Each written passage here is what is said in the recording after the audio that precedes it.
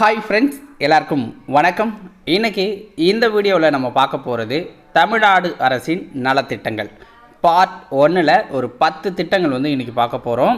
அடுத்தடுத்த வீடியோக்கள் தொடர்ந்து பார்க்கணும் அப்படின்னா இந்த வீடியோவுக்கு ஒரு லைக்கை போட்டுவிடுங்க. சேனலை சப்ஸ்கிரைப் பண்ணாதவங்க சப்ஸ்கிரைப் பண்ணி சப்போர்ட் பண்ணுங்கள். வாங்க வீடியோக்குள்ளே போகலாம். ஸோ முதல் திட்டம் மக்களை தேடி மருத்துவ திட்டம். மக்களை தேடி மருத்துவ திட்டம் அப்படிங்கிற திட்டம். ஸோ இது துவங்கப்பட்ட நாள் அப்படின்னா 5/8/2021 ஓகேங்களா. So 5 August 2021 தொடங்கியிருக்காங்க. யார் தொடங்கி வச்சது அப்படின்னா மு.க. ஸ்டாலின் அவர்கள், தமிழக முதல்வர். ஓகேங்களா. இதனுடைய பயனாளர்கள் அப்படின்னு பார்த்தீங்கன்னா 45 வயதிற்கு மேற்பட்ட குடிமக்கள் தான் இதனுடைய பயனாளர்களாக இருக்காங்க. ஸோ இதோட நோக்கம் என்ன அப்படின்னு பார்த்தீங்கன்னா, இந்த உயர் ரத்த அழுத்தம் இருக்கிறவங்க, நீரிழிவு நோய் இருக்கிறவங்கெல்லாம் பார்த்தீங்கன்னா ரெகுலராக மாத்திரை சாப்பிடணும். ஸோ இவங்க டெய்லி போய் வாங்கிட்டு வர முடியாது அப்படிங்கிறதால வீடு தேடி, ஓகேங்களா, ஸோ வீட்டுக்கே போய் மாத்திரை கொடுக்குற மாதிரியான ஒரு ஸ்கீம் தான் இது. அடுத்த திட்டம் பாருங்கள், மகளிர் உரிமை தொகை திட்டம். மகளிர் உரிமை தொகை திட்டம். ஸோ இது துவங்கப்பட்ட நாள் 15/9/2023 15/9/2023 தொடங்கியிருக்காங்க. அண்ணா பிறந்த தினம் அன்றைக்கி தான் தொடங்கினாங்க. துவக்கம் யாருன்னா மு.க. ஸ்டாலின் அவர்கள். ஓகேங்களா. இடம் காஞ்சிபுரத்தில் இதை தொடங்கியிருக்காங்க. இதனுடைய பயனாளிகள் அப்படின்னா குடும்ப தலைவிகள் அப்படின்னு சொல்லலாம். ஸோ குடும்ப தலைவிக்கு மாதம் 1000 ரூபாய் கொடுக்குறாங்க. கலைஞர் மகளிர் உரிமை தொகை திட்டம் அப்படின்னு சொல்லுவாங்க. அடுத்த திட்டம் பாருங்கள்,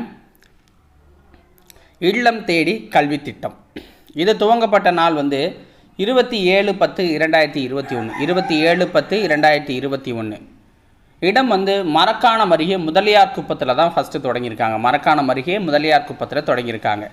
துவக்கம் மு.க. ஸ்டாலின் அவர்கள் தொடங்கி வச்சுருக்காங்க. இதனுடைய பயனாளிகள் அப்படின்னா 1ஆம் வகுப்புலேருந்து 8ஆம் வகுப்பு வரைக்கும் உள்ள மாணவர்கள் தான். 1ஆம் வகுப்புலேருந்து 8ஆம் வகுப்பு வரை உள்ள மாணவர்கள் தான்.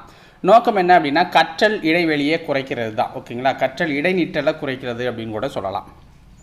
அடுத்தது புதுமை பெண் திட்டம். புதுமை பெண் திட்டம். ஓகேங்களா. அதாவது மூவலூர் ராமாமிர்தம் அம்மையார் உயர்கல்வி புதுமை பெண் திட்டம் அப்படிங்கிறது தான் இதோட ஃபுல் ஃபார்ம். ஓகேங்களா. இது எப்போ துவங்கினாங்க அப்படின்னா முதல் கட்டம் 5/9/2022 இரண்டாவது கட்டத்தை 8/2/2023 தொடங்கியிருக்காங்க. 5/9/2022 ஃபஸ்ட்டு, செகண்ட் பேஸ் 8/2/2023. ஓகேங்களா. யார் துவங்கி வச்சது? மு.க. ஸ்டாலின் அவர்கள். மேக்ஸிமம் திட்டங்கள் அப்படின்னாலே முதல்வர் தொடங்கி வைப்பார். சில திட்டங்களை அமைச்சர்களும் தொடங்கி வைக்க வாய்ப்பு இருக்குது. ஓகேவா.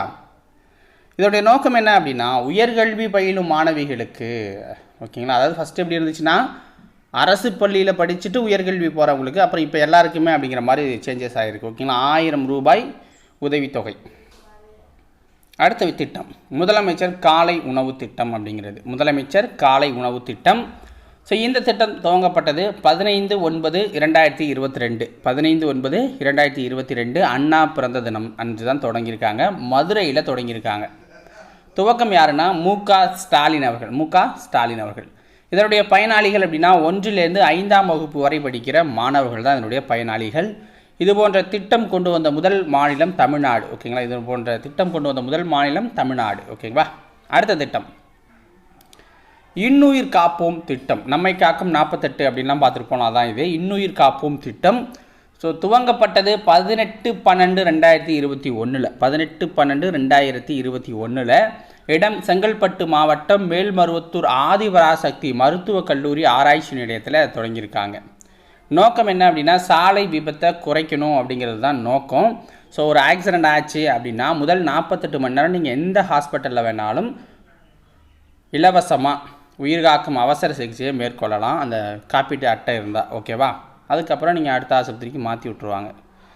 அடுத்தது முதலமைச்சரின் தாயுமானவர் திட்டம்.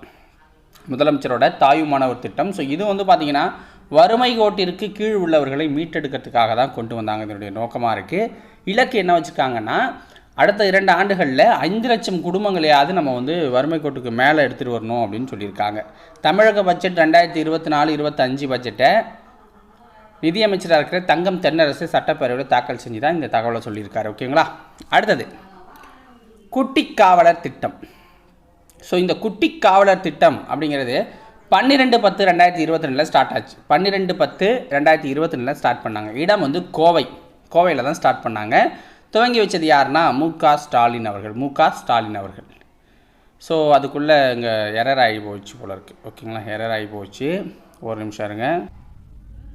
ஸோ துவங்கினது யார் அப்படின்னா உங்களுக்கு மு.க. ஸ்டாலின். நோக்கம் என்ன அப்படின்னு பார்த்தீங்கன்னா சாலை பாதுகாப்பு விழிப்புணர்வு கொண்டு வர்றது தான். ஓகேங்களா, 3 முதல் 8ஆம் வகுப்பு வரை உள்ள மாணவர்களுக்கு ஃபஸ்ட்டு சாலை பாதுகாப்பை பற்றி விழிப்புணர்வை சொல்லிவிட்டு அதுக்கப்புறம் அவங்களையே அவங்களுடைய பெற்றோர்கள் தெரிஞ்சவங்கள்ட்டெல்லாம் சாலை பாதுகாப்பை பற்றி சொல்லி அவங்கள ஒரு குட்டி தூதுவர்களாக மாற்றம் செய்வது தான் இந்த திட்டத்துடைய நோக்கம். ஓகேங்களா, எந்த திட்டம்?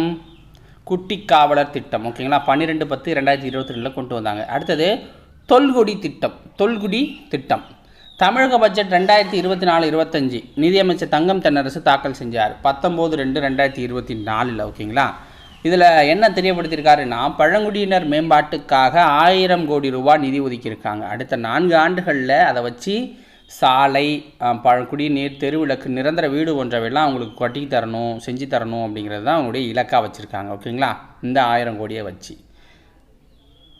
நீலகிரி வரையாடு திட்டம் தமிழக பட்ஜெட் 2024-25 தாக்கல் செஞ்சப்போ இந்த தகவலும் வெளியிட்டிருக்காங்க. ஸோ 25 கோடி மதிப்பில் பாதுகாப்பு திட்டம் ஒன்று கொண்டு வராங்க நீலகிரி வரையாட்டுக்காக. ஏன்னா அது ஒரு அழிந்து வரும் இடமாக இருக்குது. ஓகேங்களா, அக்டோபர் 7 நம்ம நீலகிரி வரையாடு தினம் அப்படின்னு அனுசரிச்சுக்கிட்டு இருக்கோம். அக்டோபர் 7 நீலகிரி வரையாடு தினம் அப்படின்னு நம்ம அனுசரிச்சுக்கிட்டு இருக்கோம். தென்னிந்தியாவின் வெப்பமண்டல மலைப்பகுதியில் காணப்படுற ஒரு வெள்ளாட்டினம் தான் இந்த நீலகிரி வரையாடு அப்படின்னு நம்ம சொல்கிறோம். நம்மளுடைய தமிழ்நாட்டினுடைய மாநில விலங்காகவும் இது இருக்குது. ஓகேங்களா, ஸோ இதோட இந்த பார்ட் 1 வந்து முடியுதுங்க மக்களே. ஓகேங்களா, ஸோ உங்களுக்கு வீடியோ பிடிச்சிருந்தா ஒரு லைக்கை போட்டு விடுங்க. சேனலை சப்ஸ்கிரைப் பண்ணாதவங்க சப்ஸ்கிரைப் பண்ணி சப்போர்ட் பண்ணுங்கள். நாளைக்கு வேறொரு வீடியோ பதிவில் உங்களை வந்து சந்திக்கிறேன். நன்றி, வணக்கம்.